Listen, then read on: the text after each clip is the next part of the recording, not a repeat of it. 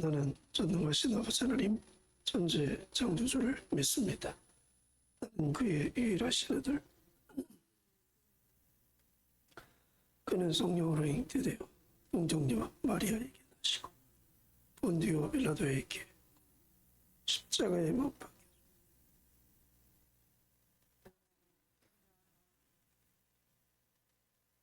하늘에 오르시어 전능하신 아버지 하나님 우편에 앉아 계시다가 거기로부터 살아있는 자와 죽은 자를 심판하러 오십니다.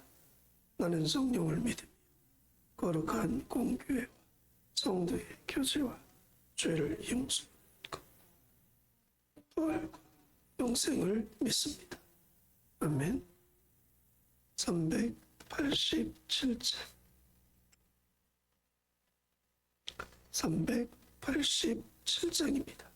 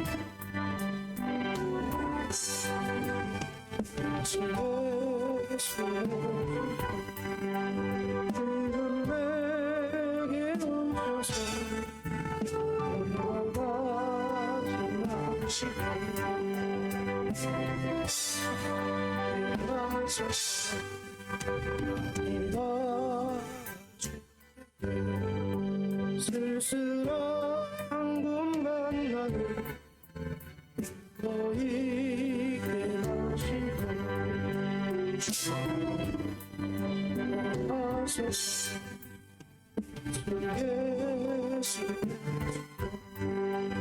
지금 내게 오셔서 돌아가지 마시고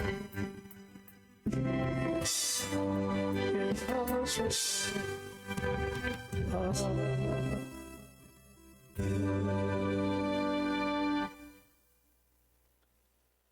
좋으신 아버지 하나님, 우리가 험난한 인생을 살아갈 때 홀로 있게 마옵시고 우리와 늘 함께 하심으로 힘주시고 능력 주시고 지혜 주시고 건강 주시고 또 우리에게 필요한 모든 것들을 공급하시고 채워 주옵소서. 특별히 오순절 마가의 학방에 성령의 충만함을 더딥혀 주셔서 영적인 권능 가지고 살아가는 저희들 되게 하옵소서. 하나님의 나라를 소망하며 이 땅의 힘들고 어려운 역경들을 잘 견뎌 승리하는 자들이 되게 하옵소서. 우리 인생이 땅의 것에 집착한 삶이 아니라 영원히 하나님 앞에 섰을 때 잘했다 칭찬함을 받고 상 받을 그 목적지를 향하여 열심히 뛰어가는 저희들 되게 하옵소서. 오늘도 하나님 앞에 기도합니다. 하늘문을 활짝 여시고 기도하는 제목마다 다 들어 응답해 주옵소서. 예수님의 이름으로 감사하며 기도드립니다. 아멘. 예레미야 13장 12절에서 14절입니다.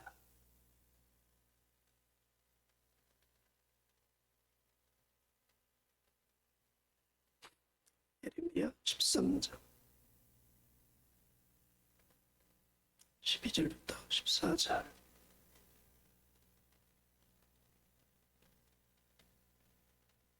12절. 그러므로 너는 이 말로 그들에게 이르기를 이스라엘의 하나님 여호와의 말씀에 모든 가족 부대가 포도주로 차리라 하셨다 하라. 그리하면 그들이 내게 이르기를 모든 가족 부대가 포도주로 찰 줄을 우리가 어찌 알지 못하리요 하리니.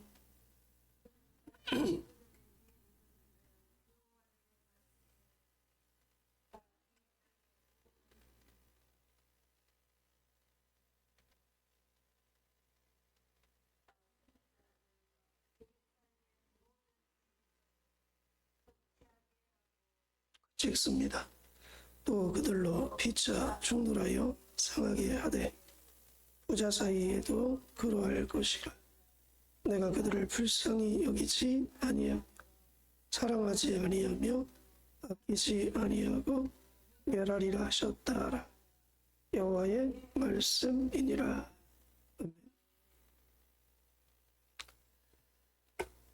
본문의 말씀은 1절부터 11절 말씀의 연속의 말씀입니다.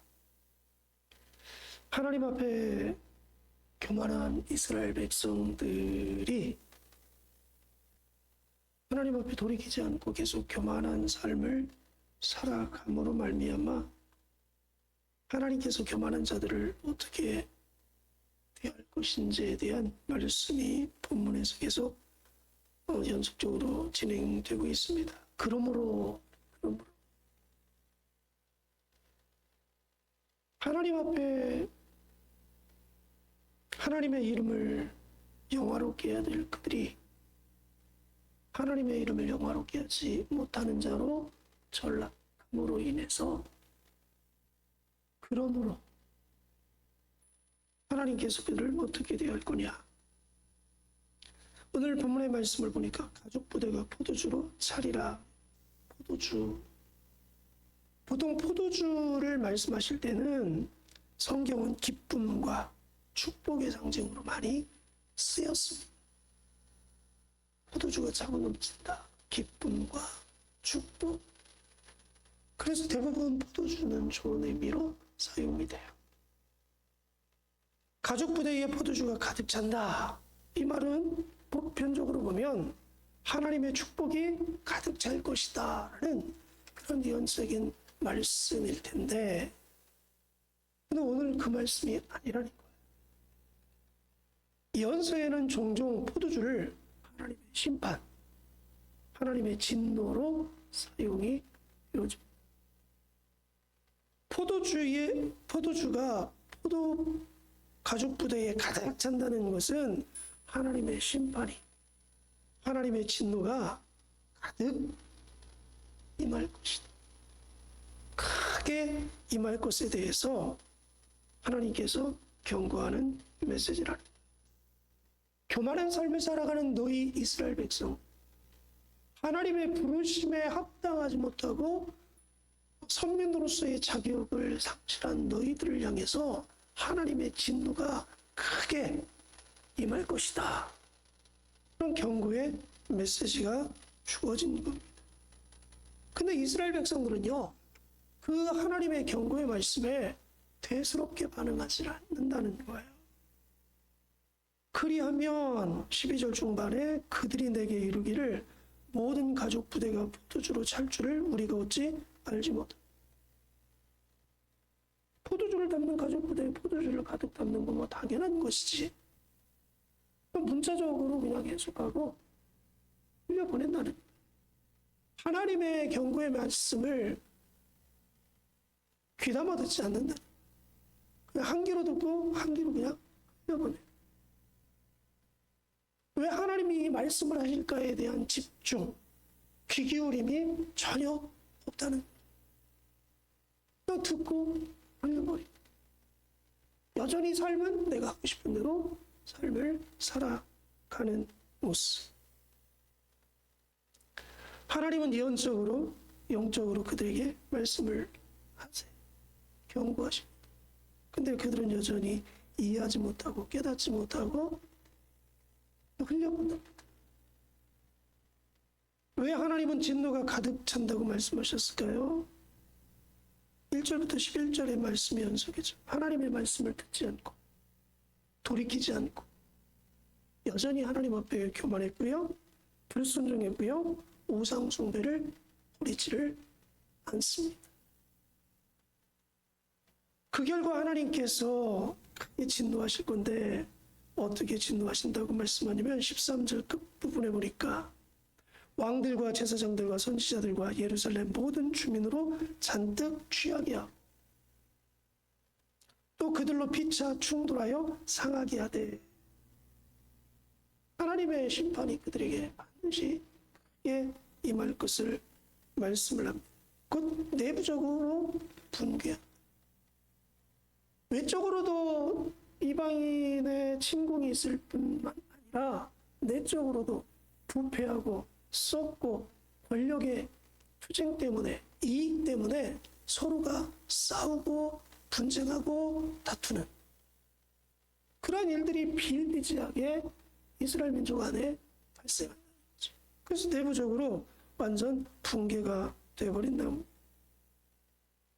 그런 상황이 있음에도 불구하고 14절 말씀 보니까 내가 그들을 불쌍히 여기지 않겠다, 사랑하지 않겠다, 아끼지 않고 반드시 멸하리라. 무서운 말씀입니다. 하나님은 이제까지 참겠다, 기다리겠다, 견디겠다, 돌아와라 계속 그렇게 말씀하셨는데 이제는 하나님께서 어떻게 해요? 한계에 다다르셨다는 거예요. 이제 참지 않으신다는 것, 기다리지 않겠다는 것, 반드시 심판하겠다고 말씀을 하고 계십니다. 오늘 본문 속에서 우리에게 하나님 주시는 메시지가 뭔가? 우리의 마음에 무엇을 담고 살아가느냐에 따라서 하나님이 우리를 대하는 것이 달라진다는 것. 여러분의 마음은 무엇을 담고 삶을 살아가십니까? 혹여 이스라엘 백성들처럼 교만한 마음을 담고 살고 있지는 않나요? 그래서 내가 높아지고,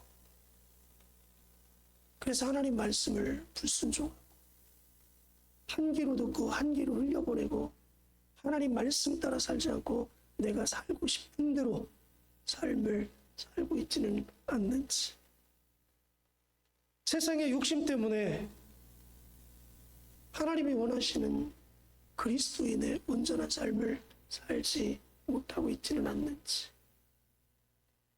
세상의 욕심 때문에 하나님이 원하시는 좁은 길을 걷지 않고 여전히 넓은 길을 추구하는 세속적인 종교적인 모습을 갖고 있지는 않는지, 또 내 마음에 미움과 시기 질투가 있어서 사람들을 사랑하지 못하고 미워하고 분노하고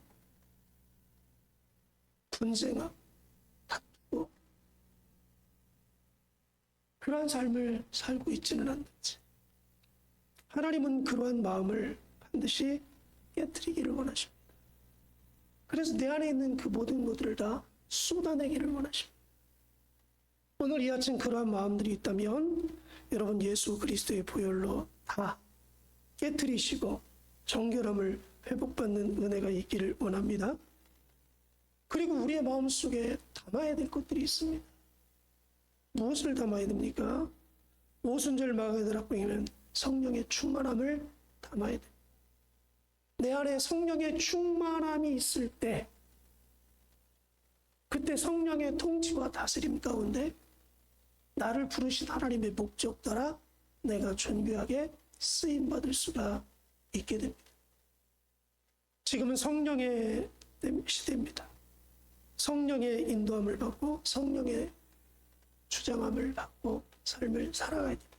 그래서 우리가 기도할 때마다 내 안에 더럽고 주와 악한 것들은 다 회개하고 끄집어내고 내 안에 오직 성령님께서 자정하시고 역사하셔서 권능받고 능력받고 하나님 사명 감당해 나가는데 부족함이 없는 우리 심령들이 되게 해달라고 날마다 기도하셔야 됩니다. 왜냐하면 예수님이 우리에게 성령의 충만함을 받으라고 말씀하셨기 때문에 그렇습니다. 성령의 충만함을 받아야 되는 이 시대, 여러분 우리의 마음속에 우리의 심령에 성령의 충만함으로 가득 채워지기를 주의 이름으로 간절히 축복합니다. 바울은 인생 속에서 그렇게 고백합니다. 나는 예수 그리스도의 십자가와 부활 외에는 사람들에게 전하지 않게. 그 이야기는 뭐예요? 사도 바울의 가슴 속에는, 심령 안에는 예수 그리스도의 십자가와 부활로만 가득 차 있다는 거예요. 그의 생각도, 그의 마음도, 그의 삶의 모든 영역도 예수 그리스도, 예수님으로 가득 차 있는. 그래서 누구를 만나도 예수님에 대한 이야기를, 예수님이 당신을 위해서 십자가에 못 박혀 죽으셨어요. 근데 죽음으로 끝나지 않고 사망 권세를 깨뜨리고 사흘 만에 부활하심으로 우리에게 죄사함을 주시고 영원한 생명을 주시고 우리를 천국으로 오기를 원하십니다. 예수님 믿고 천국 가십시오. 바울은 가는 곳곳마다 자기 심령 안에, 자기 마음 안에 있는 그 복음을 전하는 일에 힘쓰고 했었습니다. 왜요? 그의 마음속에 그게 있으니까 자연스럽게 나오는 거죠. 내가 마음에 무엇을 품고 있느냐에 따라서, 무엇이 가득 차 있느냐에 따라서 자연스럽게 나오는 거예요. 사람들과 대화를 하다 보면 이 사람은 마음에 무엇을 담고 있구나를 알 수 있습니다. 늘 불평불만하는 사람이 있어요. 그 사람 마음에는 불평불만이 가득 차 있는, 미워하는 말을 많이 해. 이 사람 마음은 미움으로 가득 차. 어떤 사람은 자기가 상처 입은 것만 말을 나는 이것도 힘들죠, 저것도 이렇게 아프고. 이 사람 마음은 상처로 가득 차 있구나. 무엇을 갖고 있느냐에 따라서 그 사람의 언어를 보면 알 수가 있는 거죠. 근데 바울은 예수님으로 가득 차 있었어요. 또 어떤 사람들은 하나님의 말씀 따라 주시는 애 너무너무 감사, 주시는 애가 너무 크니까 입술 말만 해도 감사합니다, 감사로 가득 차 있는 사람들이 있어요. 왜요? 감사는 범사에 감사라, 이는 너희를 영하신 하나님의 뜻이라 그랬어요. 하나님이 일평생 감사하라, 감사하며 살라고 말씀하셨으니 내가 감사해야지. 이것도 감사하고 저것도 감사하고 이 또한 감사하고 저 또한 감사하고, 힘들고 어려울 때도 하나님 또 은혜 베풀어 주실 것을 믿고 또 감사하고, 길이 막혔어도 하나님 또 새로운 길을 열어주실 것을 기대하고 소망하고 주실 은혜 기대하면서 또 감사가 있는 사람은 늘 입술을 열 때마다 감사. 그래서 오늘 이 아침 저와 여러분의 마음속에 더럽고 추하가 큰 것, 하나님의 혹여 심판, 진노가 임할 만한 것들을 마음에 품고 있다면 이 시간 다 깨뜨려 분출시키시고 내 안에 오직 성령의 충만함, 예수 그리스도의 십자가와 부활, 감사, 하나님 말씀으로만 내 심령 속에 가득 채울 수 있도록 해달라고 기도하시고, 내 안에 가득 채운 것을 가지고 인생을 힘있게 능력있게 하나님의 자녀로서 존귀하게 쓰임받는 일에 활용되는 그런 능력 있는 삶을 살 수 있도록 해달라고 기도하는 이 아침 되어지기를 축복합니다. 말씀 부여잡고 기도하고요. 또 하루의 삶 속에 하나님의 은혜로 승리해달라고 기도하시고, 몸된 죄를 위해서 또 여러분 기도 제목까지 기도해 주시기 바랍니다.